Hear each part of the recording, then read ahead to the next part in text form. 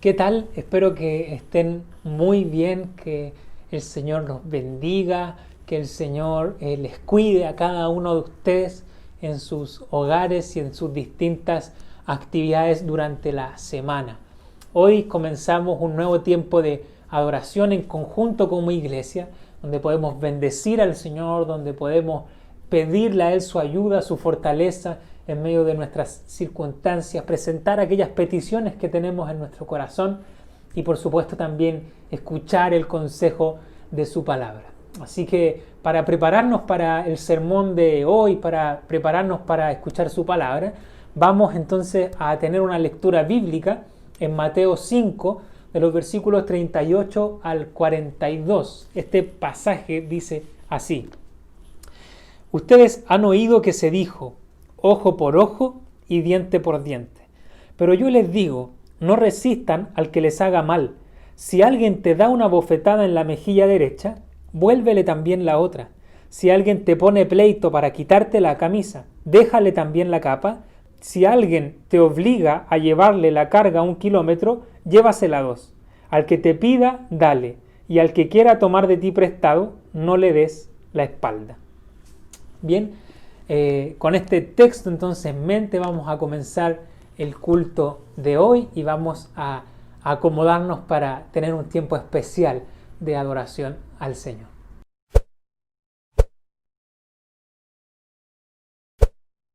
Hola hermanos, ¿cómo están? Les saludamos desde acá, desde Ñuñoa, y en el día de hoy vamos a leer el Salmo 34, del versículo del 1 al 3, para el momento de invocación y comenzar con el culto de hoy. Y dice así: Bendeciré al Señor en todo tiempo, mis labios siempre lo alabarán.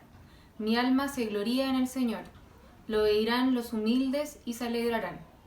Engrandezcan al Señor conmigo, exaltemos aún a su nombre. Los invito a que podamos orar. Señor, nos presentamos ante ti y bendecimos tu nombre. Nuestra alma se alegra en ti, Señor. Cantaremos esta mañana, Señor, cada canción pensando en lo grande que tú has sido con nosotros.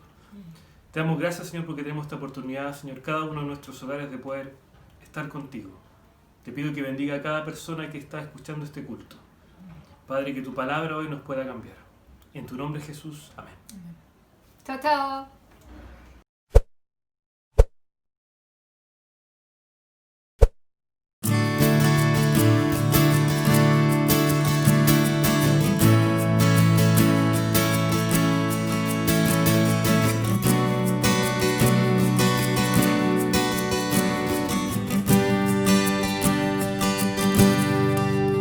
Desde el fondo del mar, desde el fondo del mar, del más alto lugar, del más alto lugar, del más hondo abismo, del más hondo abismo te alabaré.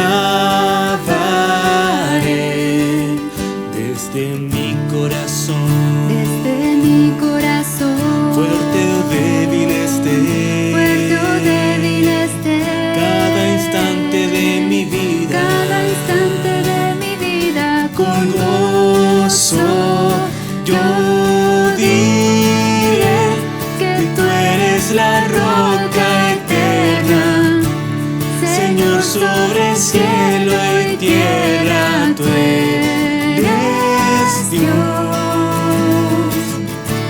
Que toda criatura adore, que toda nación se postre a ti, Señor, tú eres Dios.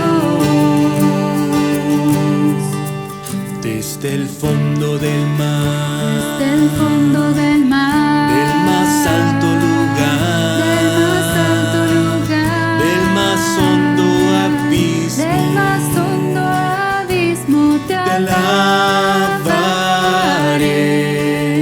Desde mi corazón, desde mi corazón, fuerte o débil esté, fuerte o débil esté, cada instante de mi vida, cada instante de mi vida, con gozo yo diré que tú eres la roca eterna, Señor, sobre el cielo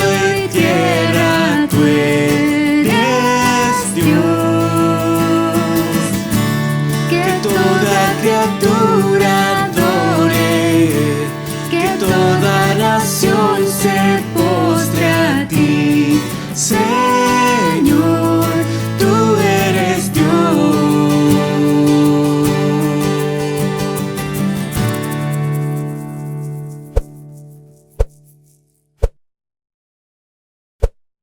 Hola. Hola a todos, somos la familia Silva Barrientos y estamos felices de compartir con ustedes nuevamente. Hoy leeremos el Salmo 34, versículos 21 y 22. La maldad destruye a los malvados, serán condenados los enemigos de los justos. El Señor libra a sus siervos, no serán condenados los que en Él confían. Los invitamos a tener un momento de oración. Amado Padre Celestial, gracias te damos porque estamos nuevamente delante de ti para confesar nuestros pecados. Queremos pedirte que seas tú con nosotros, Señor, en cada momento y que nos perdones por nuestras omisiones, Señor, que nos ayudes a ser justos, que nos ayudes a ser fieles y que en todo momento, a pesar de las dificultades, podamos confiar en ti, Señor. Todo esto te lo pedimos en el nombre de Cristo Jesús. Amén. Amén. Amén. Chao.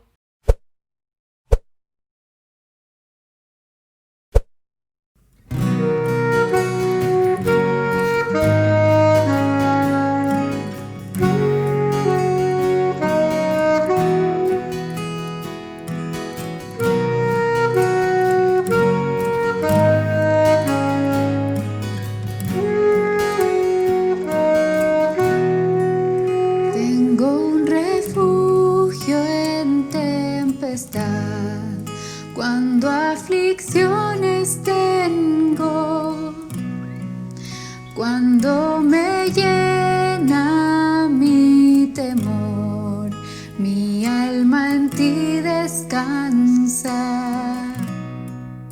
Oh Cristo, en ti me esconderé, mi paz y mi consuelo.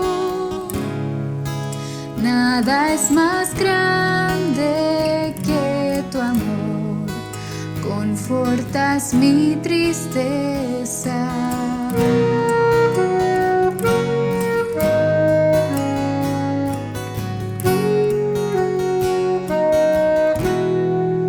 Tengo un refugio en tempestad, si mi pecado acusa, culpable soy de mi maldad, tu gracia aún me acepta. Oh Cristo, en ti me esconderé, ya no soy condenado, refugio tengo en tu cruz y salvación encuentro.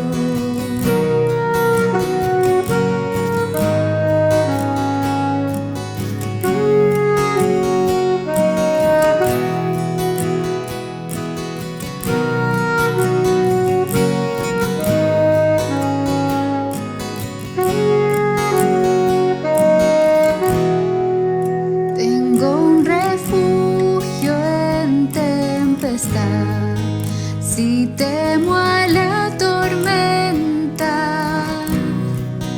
en mi debilidad yo sé, tu fuerza me sustenta. Oh Cristo, en ti me esconderé, pues llevas tú mis cargas, tus manos firmes me guiarán hasta llevarme al cielo. Oh Cristo, en ti me esconderé, pues llevas tú mis cargas,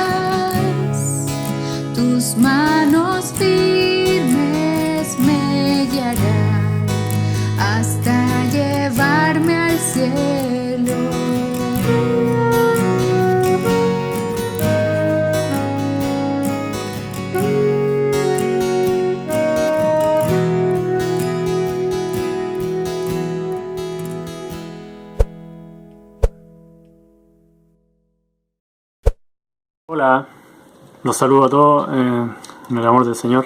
Espero que se encuentren bien. Y me toca leer Salmo 34, del 12 al 15. Y dice así: El que quiera amar la vida y gozar de días felices, que refrene su lengua de hablar el mal y sus labios de proferir engaños, que se aparte del mal y haga el bien, que busque la paz y la siga. Los ojos del Señor están sobre los justos, y sus oídos atentos a sus oraciones. Bueno, paso ahora a orar. Señor, gracias en esta hora por poder tener un día más de vida. Gracias por que tú nos permites poder disfrutar de ella. Te pido por Chile, por el país en general, por esta crisis que pueda pasar luego y que no haya más gente muerta.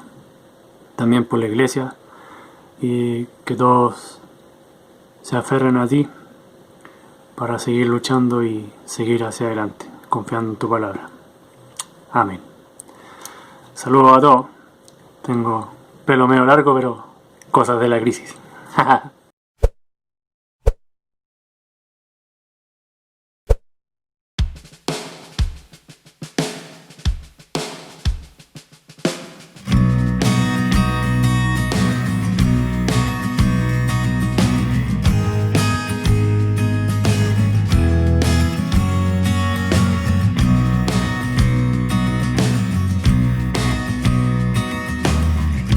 Castillo fuerte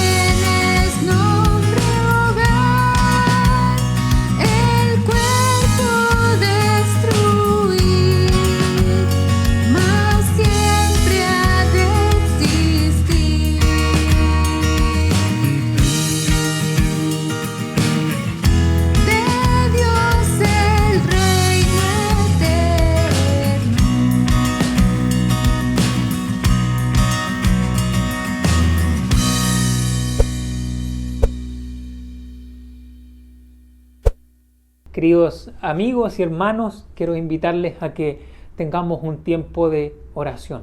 Oremos. Gracias, Señor, por este culto que tú nos permites rendirte. Gracias, Señor, porque podemos cantarte, adorarte y también, Señor, con deseo, con ánimo también.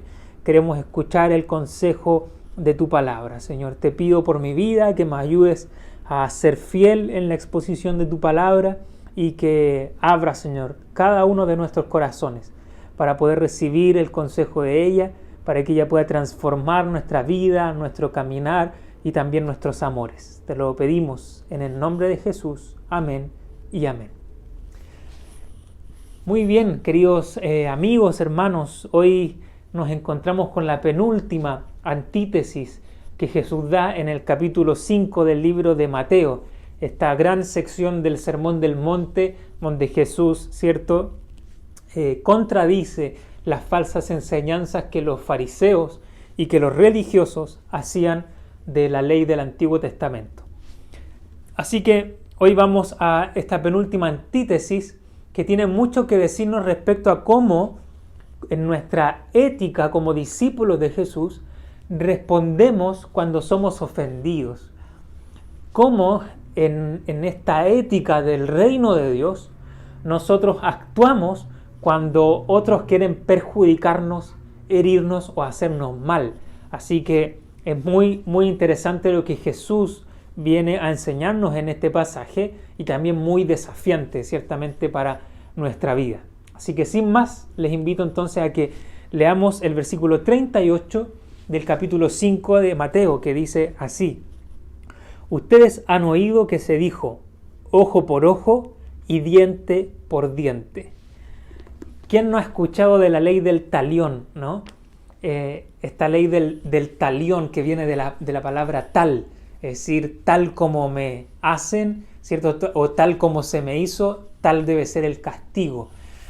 Muy conocida esta ley del talión y esta frase en especial, ¿cierto? Del ojo por ojo y el diente por diente.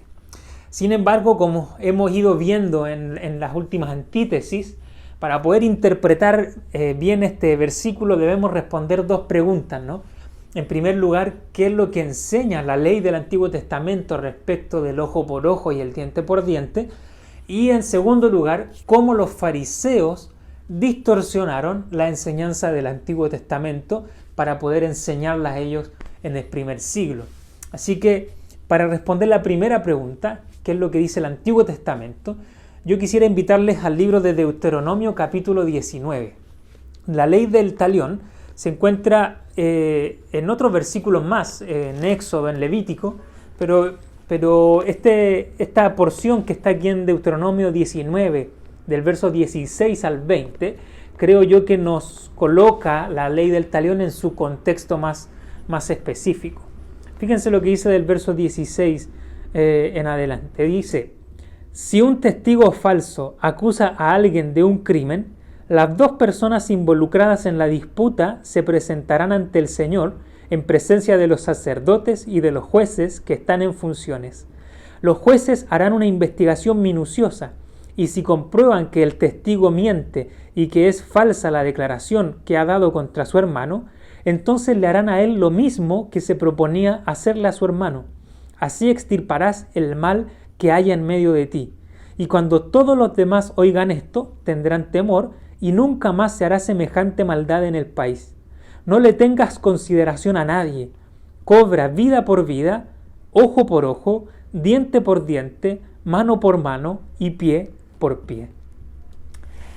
Es muy interesante lo que nos muestra este texto, porque a diferencia de lo que se suele pensar respecto a la ley del ojo por ojo, esta ley, lejos de promover la venganza y la represalia, lo que buscaba era todo lo contrario, era detener esos impulsos de venganza, de odio y de rabia en contra de aquel que te hacía un mal.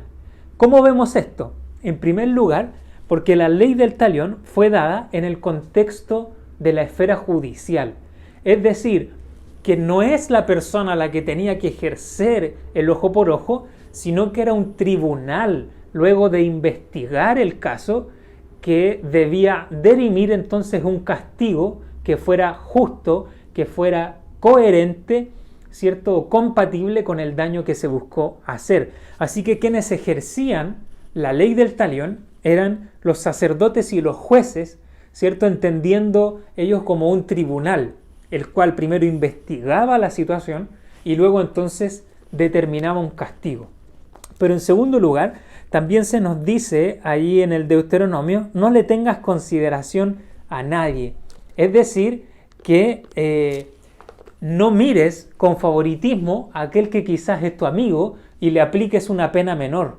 Ni tampoco mires con odio exacerbado a aquel a quien cierto no le tienes buena o no le apliques a esa persona con la cual tú tienes un conflicto un castigo mayor de lo que él pretendía hacer, ¿cierto? Entonces la ley del ojo por ojo y el diente por diente, por una parte buscaba detener ese impulso a la venganza, ese impulso a ser movidos por el odio y por la rabia, y en segundo lugar buscaba también presentar un principio judicial que era de que todo castigo debía ejercerse en coherencia con el daño que se hizo o que se pretendía hacer, ¿sí?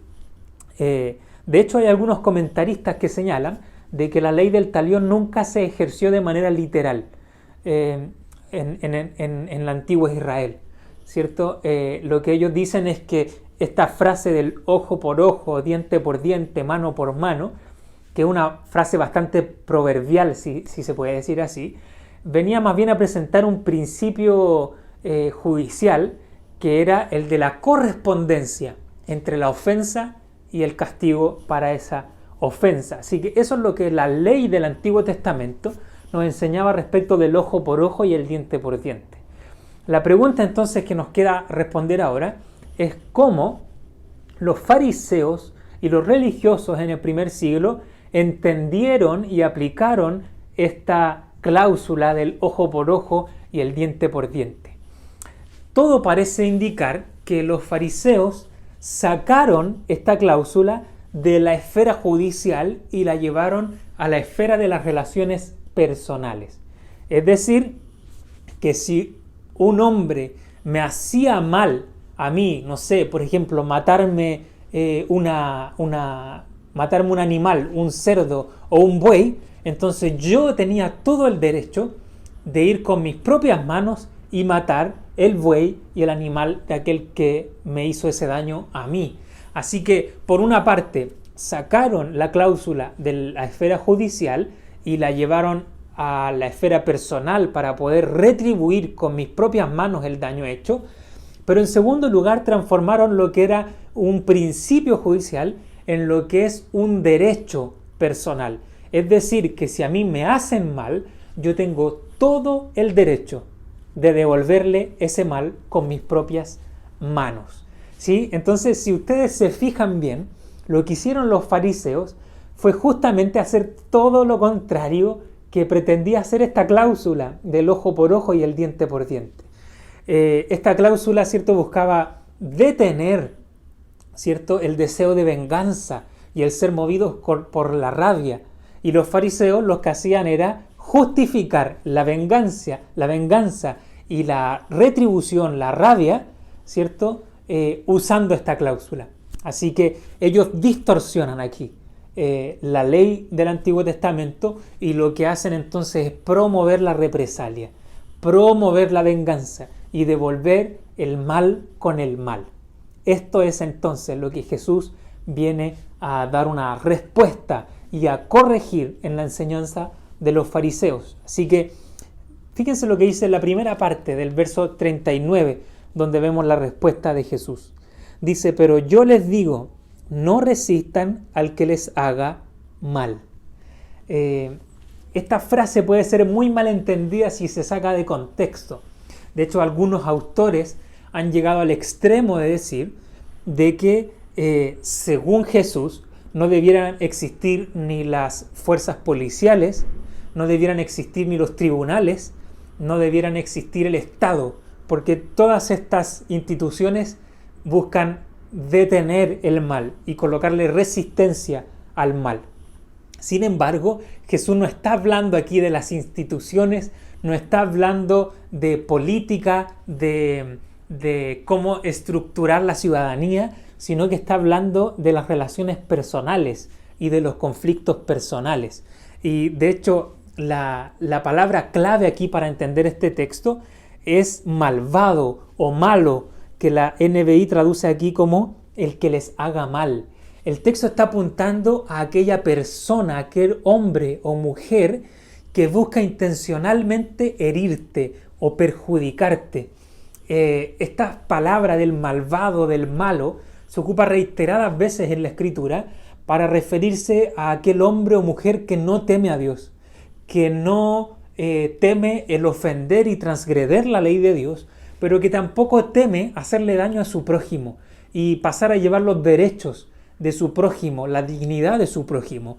A eso se refiere Jesús con el malvado, con aquel que les hace mal. Es una encarnación de la maldad, ¿cierto? Entonces lo que Jesús está diciendo aquí es: no resistas al que te hiere, al que hace mal.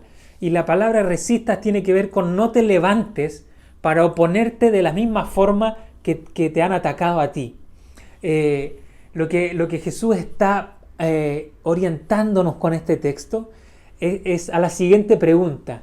Es decir, ¿estás dispuesto tú a responder con la misma acción que hace aquella persona que no teme a Dios y que no ama a su prójimo? ¿Estás dispuesto a entrar en la misma lógica del malvado? ¿Estás dispuesto a entrar en la misma dinámica de aquel que hace mal sin temor a Dios y sin amor a su prójimo? Entonces Jesús dice, los discípulos del reino de Dios no pueden actuar de esa forma. No podemos responder con la misma moneda si la moneda con la que nos están, ¿cierto?, pagando es maldad. El discípulo de Jesús no puede responder mal con mal. El discípulo de Jesús es llamado a hacer justicia en medio de la maldad. Entonces, cuando Jesús dice no resistas al que haga mal, lo que está diciendo es no devuelvas el mal por mal, sino que devuelve bien por mal. De esa forma, tú extirparás el mal, tú detendrás el mal y harás brillar y harás nacer entonces la justicia en tus relaciones personales.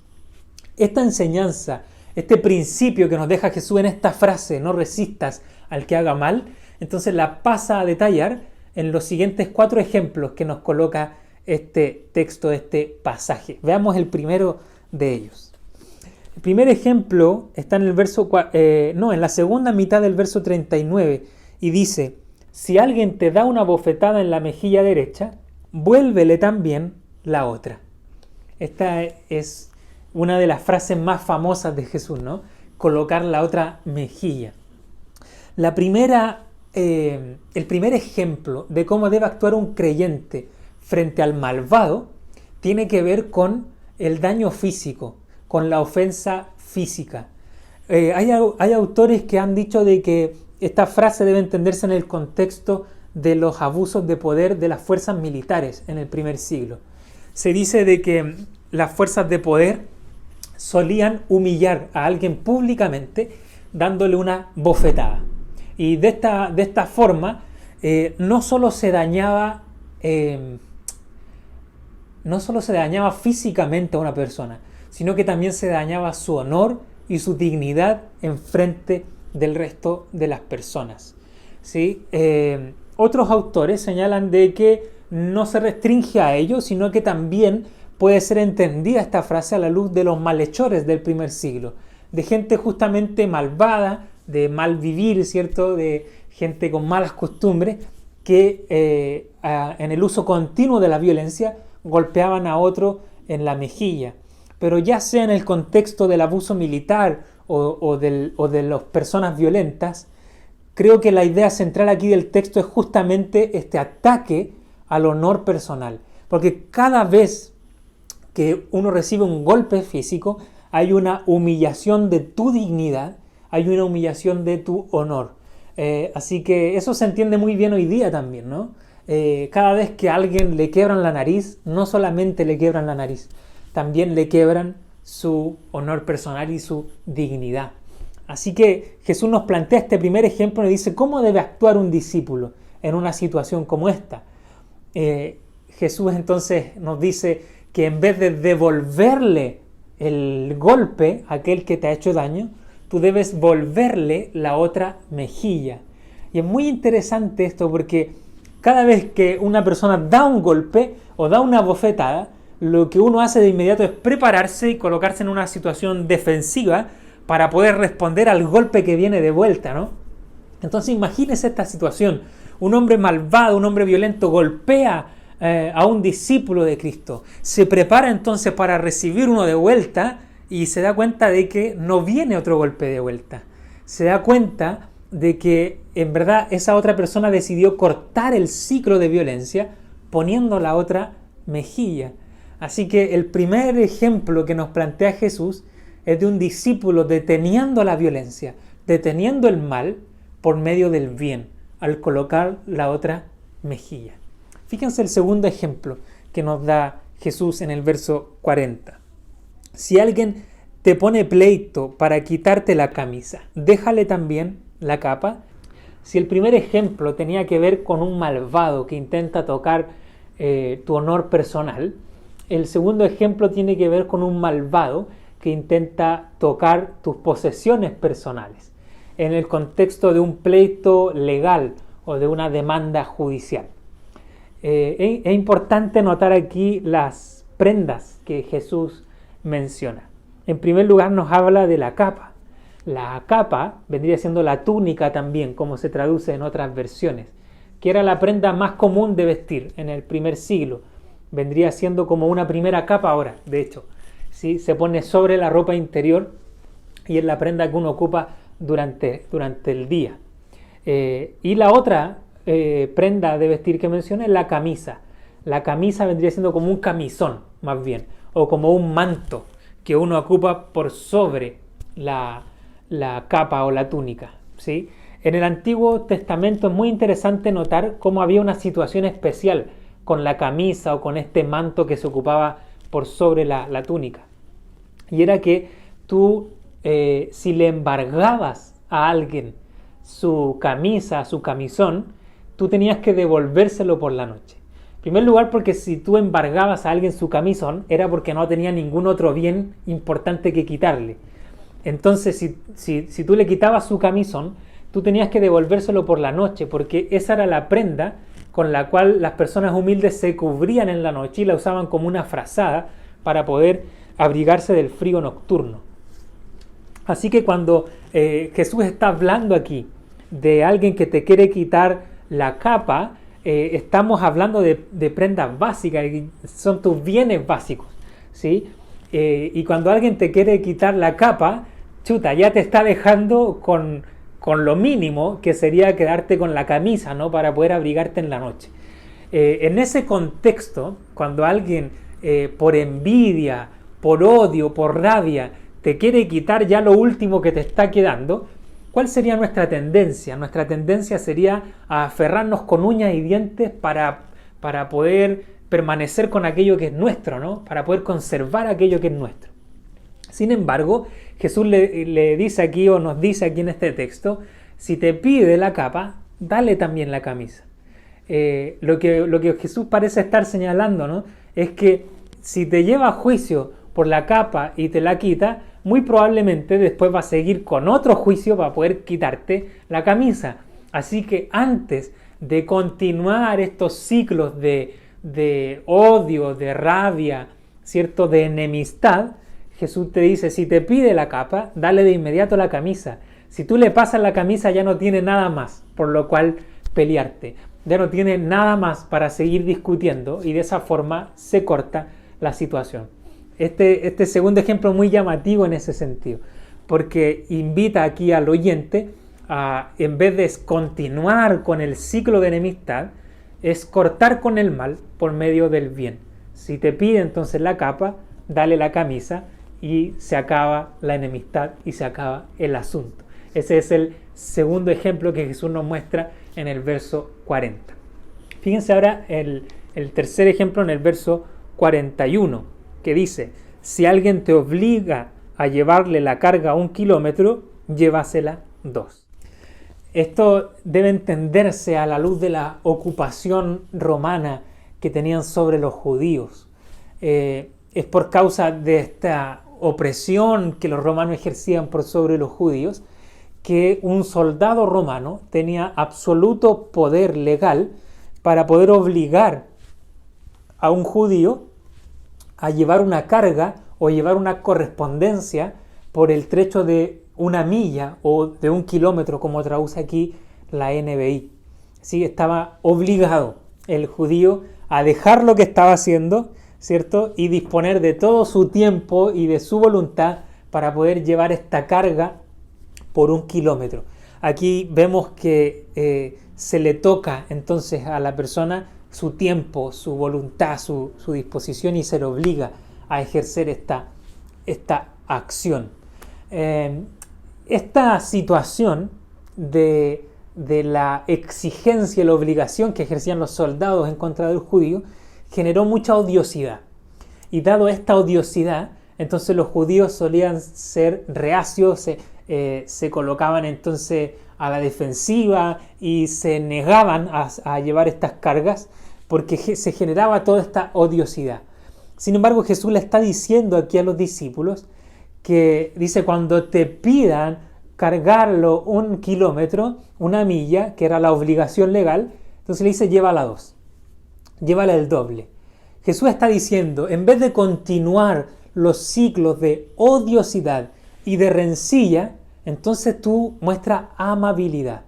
Rompe el ciclo de maldad, de violencia, de odio, con amabilidad, con generosidad, con servicio. Una vez más, Jesús nos invita entonces a devolver bien por mal. Y entonces esto rompe el ciclo de violencia. Y el último ejemplo que Jesús nos coloca está en el versículo 42.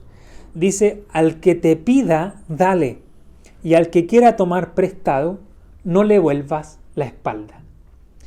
Es muy llamativo este versículo 42 porque parece romper un poco el ciclo de los anteriores.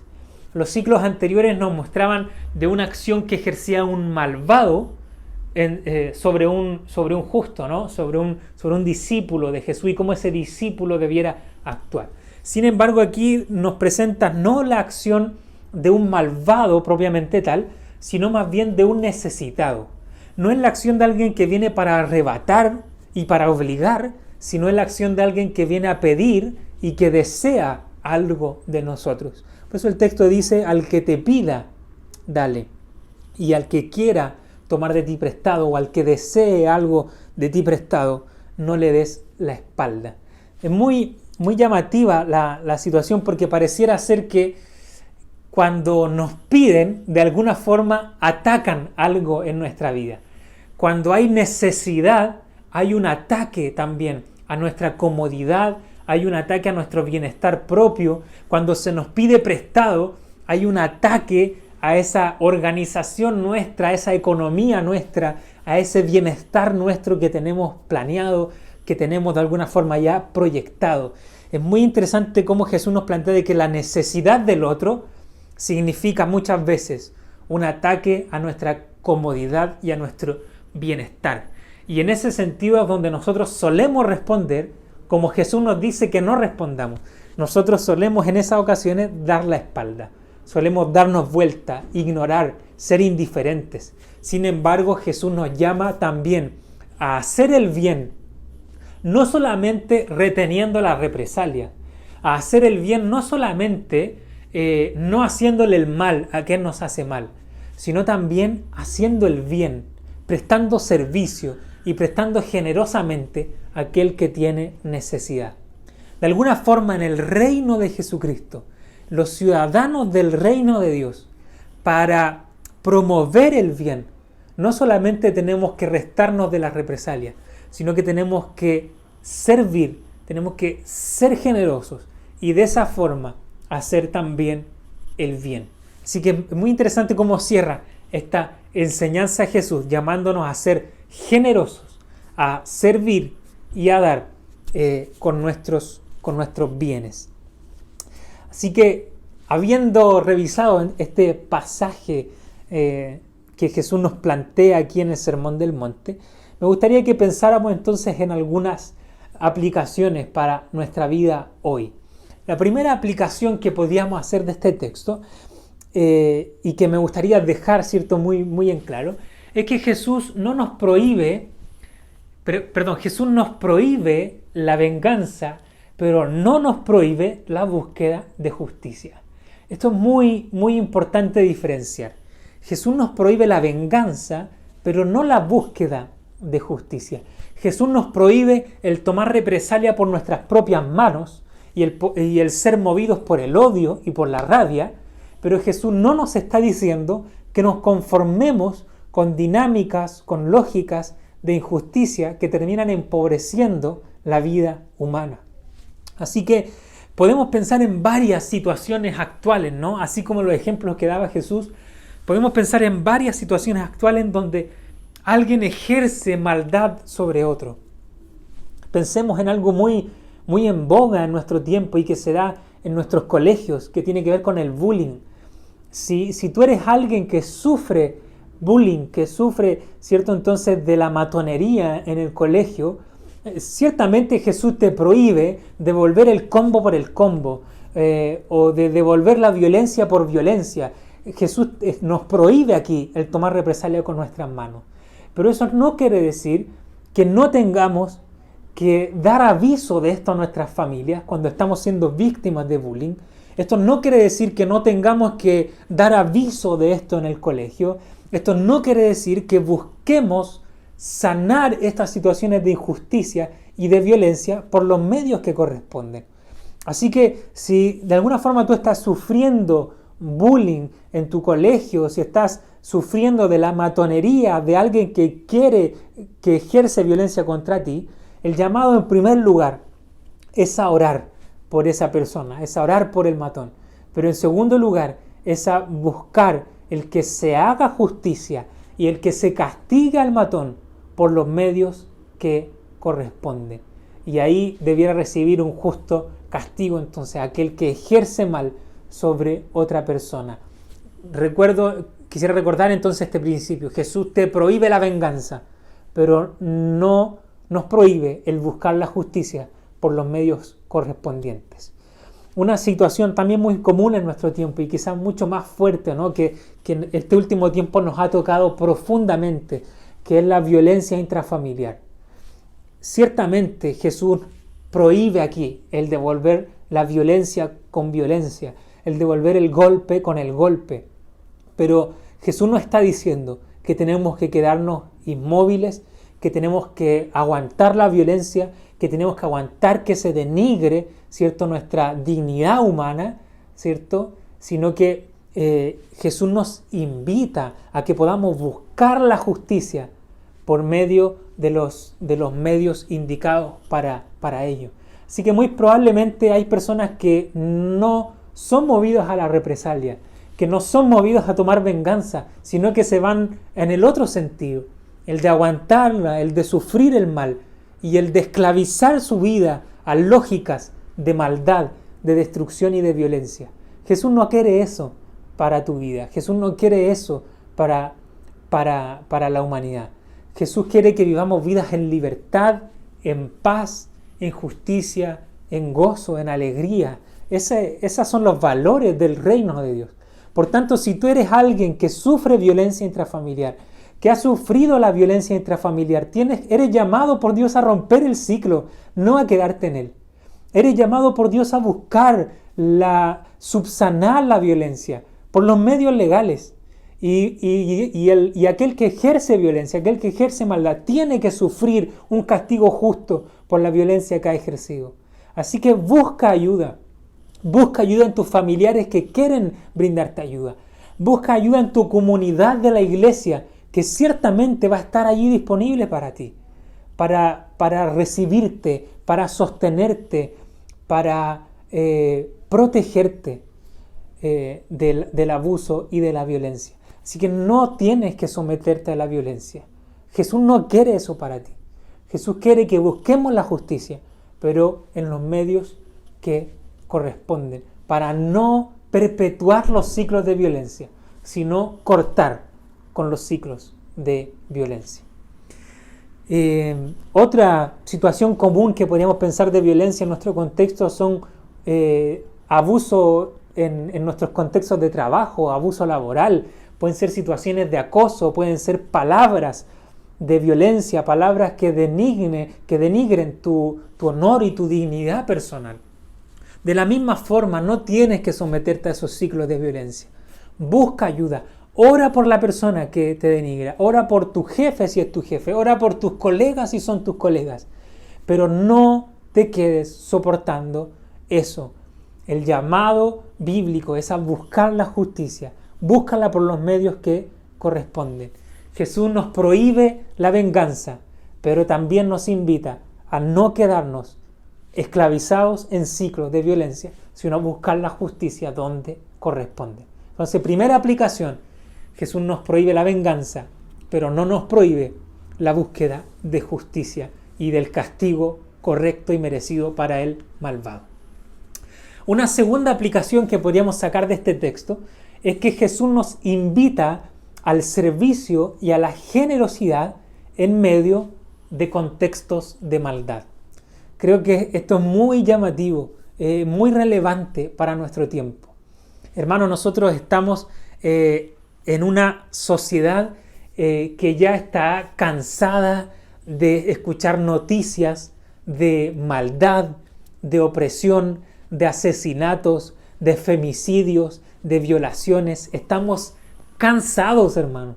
Estamos cansados de mes tras mes ver una noticia más de chicas, adolescentes, menores de edad, chicas jóvenes que son violadas, de violencia intrafamiliar en las noticias, y así, etcétera. Estamos abrumados por noticias de maldad, por noticias de abuso, por noticias de violencia. En este contexto, es en este contexto en donde Jesús nos pregunta, ¿qué van a hacer? ¿Van a ser indiferentes? ¿Van a ser promotores de la maldad? ¿Van a ser testigos de la maldad desde sus sillones o desde la comodidad de sus programas eclesiales? ¿O van a ser promotores de el bien? ¿Van a ser generosos en dar donde hay necesidad? ¿Van a ser generosos en servir, en dar de su tiempo, de sus bienes, en dar de su comodidad para poder atender el sufrimiento del que sufre, para poder atender el hambre del que necesita? Creo que Jesús nos está dando un remesón con esto, ¿no? Jesús nos invita a hacer el bien de manera activa, no simplemente a privarnos de hacer el mal, sino a buscar el bien de manera activa, de servir a nuestro prójimo, de servir al que necesita. Y para ello, como iglesia, no podemos ser testigos, tenemos que ser promotores del bien. Así que Jesús nos anima en esto, Jesús nos impulsa a esto, a hacer el bien. Hay necesidad en nuestra ciudad, hay necesidad en nuestra comuna, hay huérfanos que están sufriendo, hay huérfanos que están siendo violados, hay mujeres, señoritas, que están siendo abusadas y violentadas en sus propias casas. ¿Qué va a hacer la iglesia? ¿Va a lamentar desde sus casas viendo la televisión? ¿O nos vamos a organizar y vamos a buscar de alguna forma hacer el bien en medio de situaciones de maldad? Que el Señor nos ayude en este desafío, porque Jesús nos invita, ¿cierto?, a hacer el bien. Y en último lugar, creo que una tercera aplicación también puede ser esto, ¿no?, de que Jesús nos confronta con nuestros ídolos del yo. Cuando de alguna forma nos tocan nuestro honor personal, cuando nos tocan nuestros bienes personales, cuando el malvado toca nuestro tiempo y nuestra voluntad, cuando el necesitado viene y toca nuestros presupuestos, nuestros proyectos, nuestra economía, está tocando aquello que muchas veces ha tomado un lugar equivocado en nuestra vida, está tocando aquellos fundamentos del ídolo del yo, donde yo construyo mi identidad en base a mi honor, a mis bienes, a mi tiempo, a mis proyectos, a mi economía, ¿cierto? A mi sustento, mi estabilidad económica. Todas estas cosas vienen a sostener el ídolo del yo. Y cuando tocan ese ídolo del yo, de mi propia vida, de mis propios planes, de mis tiempos, entonces ciertamente la venganza va a ser la primera respuesta. Cuando tocan los fundamentos de mi identidad, entonces la venganza es la primera respuesta. Pero ¿qué pasa cuando tu honor personal, tus bienes personales, tu tiempo y tus proyectos no están en el centro de tu corazón? ¿Qué pasa cuando es Cristo quien está en el centro de tu corazón? Entonces tú puedes aguantar, puedes resistir que toquen aquellas áreas sensibles de nuestra vida y aún así seguir estando confiado y en paz, porque Jesucristo es nuestra mayor bendición y porque en el favor de Cristo podemos estar seguros y confiados. Así que esta enseñanza de Cristo nos viene a confrontar con el ídolo del yo, con en este impulso de ponernos a nosotros primero, nuestro bienestar. Y Jesús nos invita continuamente a negarnos a nosotros mismos. Pero ojo, el negarnos a nosotros mismos no significa vivir en una vida de sufrimiento y dolor, porque entonces yo tengo que negarme a las cosas que yo más amo. No, el negarnos a nosotros mismos tiene que ver con colocar a Jesús, a su gracia, a su amor y su voluntad como mi mayor amor y deleite. Y cuando la gracia de Jesús es mi mayor deleite, cuando el amor de Cristo es el fundamento de mi identidad, entonces pueden tocar mis bienes, mi hogar, ¿cierto? Pueden destruir, ¿cierto? Nuestro honor personal, pero mi identidad sigue estando segura en Cristo Jesús. Recordemos algo, fue Cristo el que fue abofeteado, fue escupido y fue golpeado por amor a ti y por amor a mí. Recordemos que fue Cristo el que fue insultado y recibió una violencia horrible y terrible por amor a ti y por amor a mí. Recordemos que fue Cristo al que le quitaron su túnica, su camisa, y la vendieron entre los soldados. Y lo hizo y lo permitió Jesús por amor a ti y por amor a mí.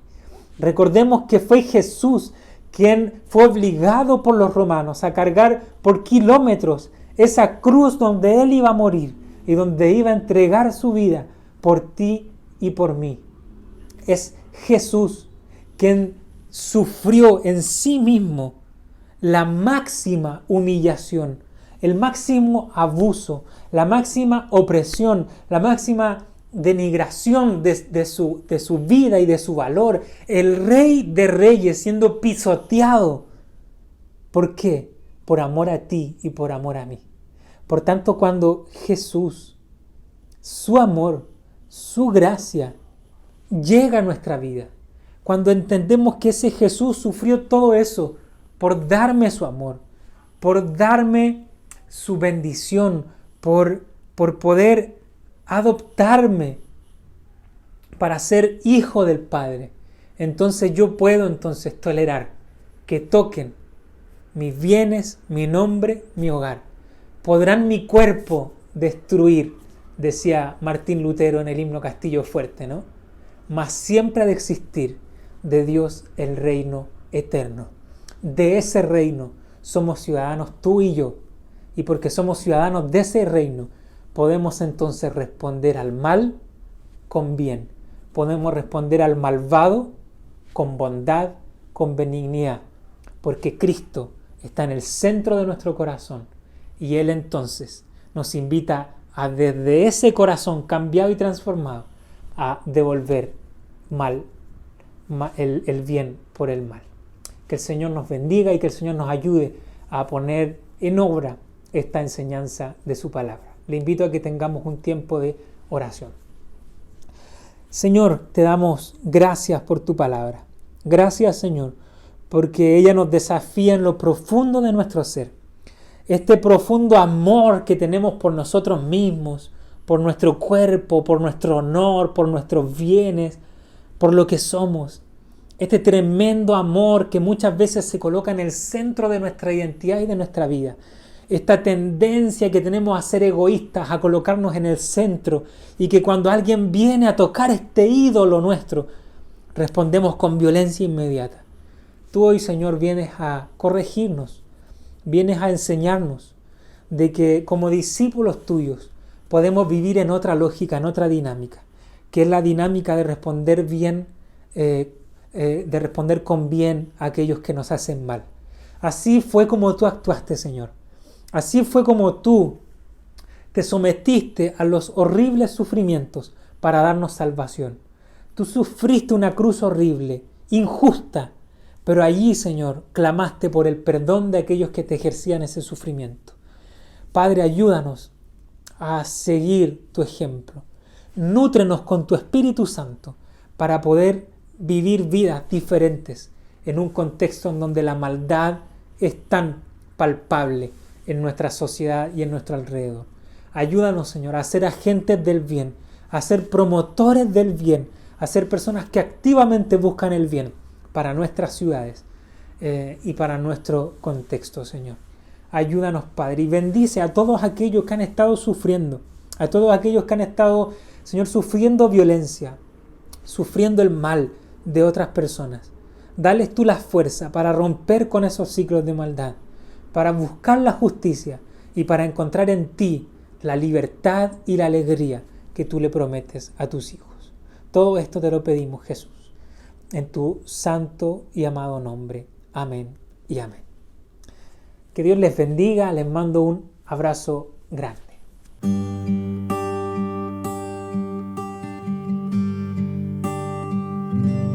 Mas el Dios de toda gracia que nos llamó a su gloria eterna,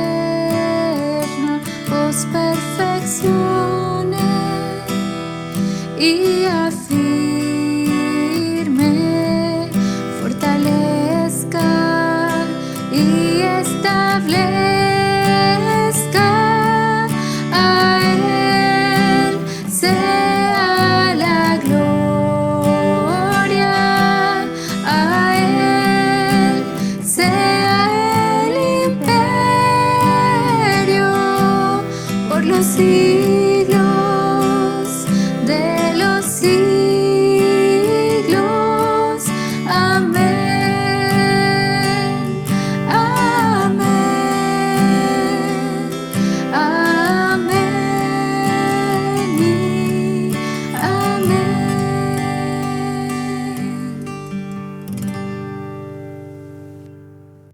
Un aviso muy breve antes de terminar este tiempo. Quisiera pedirles que agenden ahí en sus libretas el día 5 de septiembre. El 5 de septiembre tendremos nuestra asamblea congregacional ordinaria, que estaba en primer lugar agendada para el mes de marzo, pero por causa, cierto, de la pandemia se suspendió hasta nuevo aviso, y bueno, este nuevo aviso es ahora. Así que el día sábado 5 de septiembre a las 10 de la mañana vamos a desarrollar nuestra asamblea congregacional ordinaria, que va a ser por medio de Zoom. Así que si usted todavía no engancha con Zoom, lo invito a que empiece a meterle mano, aunque ya parece que la mayoría se manejan en el tema. En esta asamblea ordinaria, como es costumbre, ¿cierto?, vamos a revisar los informes, informe pastoral, informe del seminarista, informe del consistorio, los informes de los distintos departamentos de la iglesia, juntamente con el informe de tesorería y el presupuesto de tesorería que es para este año 2020, que ya está en curso. Así que antes de que se nos vaya pasando más el año, ¿cierto? No vamos a seguir esperando la posibilidad de hacerlo presencial, sino que lo vamos a hacer vía Zoom. Es muy importante que los miembros de la iglesia puedan participar de esta asamblea, así que anote esa fecha ahí, comprométase con esa fecha y desde ya pueden tener acceso a algunos informes que han sido enviados a sus correos electrónicos. Si no ha recibido nada de esta información, contáctese entonces conmigo de manera personal y yo le puedo hacer llegar tanto la citación a la asamblea como los informes correspondientes. ¿Sí? Dicho esto, estamos listos. Que el Señor les bendiga, les mando un abrazo grande y que tengan una bendecida semana.